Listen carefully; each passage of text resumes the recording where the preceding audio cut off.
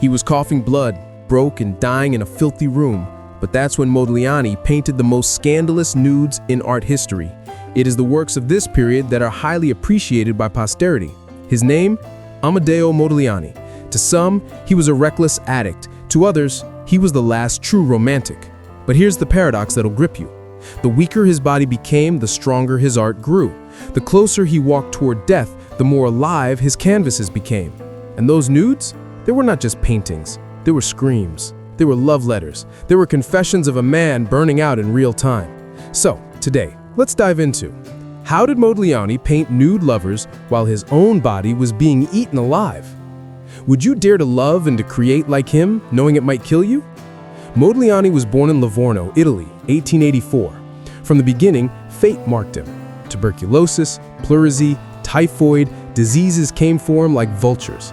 He spent more time in sickbeds than in schoolrooms. Doctors told him he wouldn't live long, but here's the irony. Illness gave him time to dream, sketch, imagine. Where others saw a fragile boy, he saw shapes, colors, forms. He was not just drawing bodies, he was sketching survival. By 1906, Modigliani moved to Paris. Picture it, Montmartre, a hill buzzing with artists, poets, drunkards, and prostitutes.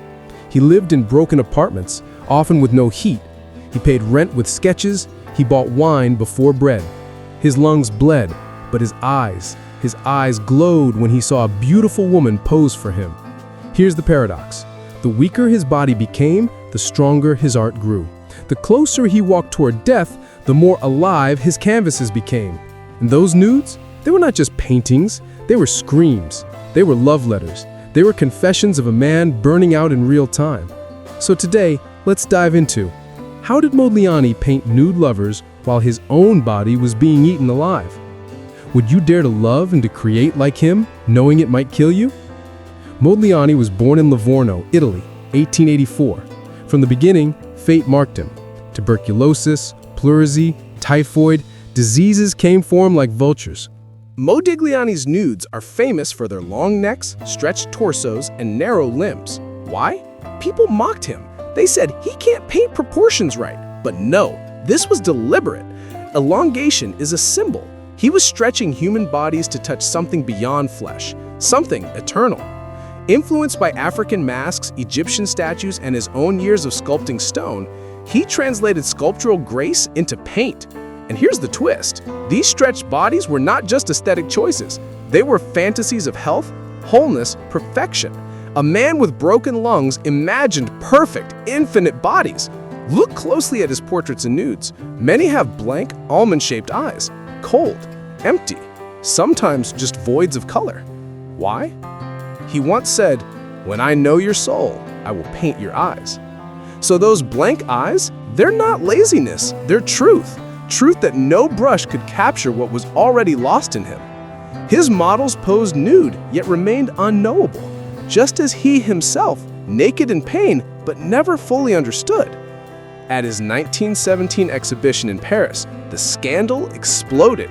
Crowds gathered, shocked at his nude paintings, not because they showed bodies, many artists painted nudes, but because Modigliani's nudes looked directly at the viewer, relaxed, confident, unapologetic. They weren't Venus, they weren't myth. They were real women, real lovers. The police shut down the show, declaring the works obscene. But here's the twist.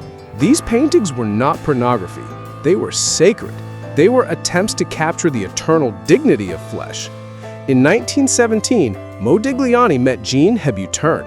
She was just 19, a quiet art student, pale, with soft brown hair. She saw in him not a ruined drunk, but a genius. She posed for him, lived with him, bore his child. She endured poverty, sickness, ridicule, because she believed in his art. Jean appeared in his canvases as calm, elongated, almost saint-like. She was not just a muse, she was his anchor.